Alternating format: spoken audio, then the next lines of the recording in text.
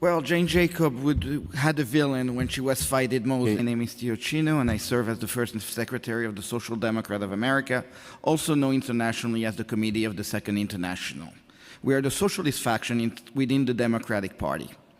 The city of Yes is another racist concoction of the real estate industry and forced the city council to perpetuate systematic governmental racism. No matter how you spin it, a yes vote is simply perpetuating racism. Mayor Adam gift to the real estate industry should be known as Aunt Jane or Uncle Tom City of Yes. In 1920, the real estate industry launched a red scare against our socialist comrade by making sure 5 duly elected socialists were thrown out of the assembly for siding with tenant. It took 96 years for Julia Salazar to become the first socialist elected official. What did the landlord agree in counterpart? For the freedom to scare America, the landlord agreed to issue leases, the first time leases were issued in New York. Karl Marx and Adam Smith are two authors that can explain commodity and the danger of commodifying things, including housing. City of Yes is a project that wants to solve a problem created by the market, and the proponent want to find a solution by only tackling the supply side, which only benefit those that provide the supply stock, and has nothing to do with the demand side, hence changing nothing. We socialists have managed growth all over the world, in cities like Paris, London, and Vienna. Vienna is a great example. There is called the Vienna Project. They have managed affordable housing for more than 100 years. On a practical note, how do I know the City of Yes is garbage? Because all the people that made my personal life misery are the criminal organization that support it.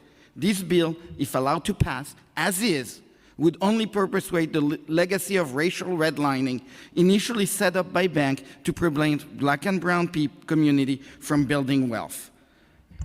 So we're the Social Democrats are committed to educating the public into running and getting elected in city council until all these racist and liberal policy are eradicated. Our position was... Chino, if you could wrap it up. Yes, our position is clear. We are against the City of Yes, and we will train any Democratic registered voter to challenge anyone that push for liberal supply, only market policy. I'm available to answer any question. Thank you for your time, and thank you.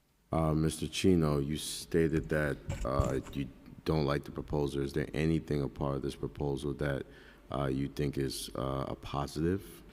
There are a lot of positive things in this proposal. But when you build a cake and you put garbage inside and you sprinkle a lot of very good things, like removing maybe the parking rules or modifying things, doesn't mean that the cake is still good to eat. It looks good, but it's still garbage. And knowing where this proposal came from, the real estate industry, and seeing my own landlord, who is a criminal nonprofit called UHAB, on the list of proponents, and seeing my manager of my building in the list of proponents, and knowing how they work, I say this is garbage by every way you say it. So it needs to go back to the community boards. It needs to go back to the community, to the various community, to work it out and to come out with good, better solution. We are the city of New York. We are a city of hundreds of different ideology, background, and things like that. And the community board, if you give them the City of Yes as a starting document, let's see what comes out as an exit document that you can look at and say, this is our new City of Yes. Thank you for your testimony, Mr. Chino. Thank you, fellas, for your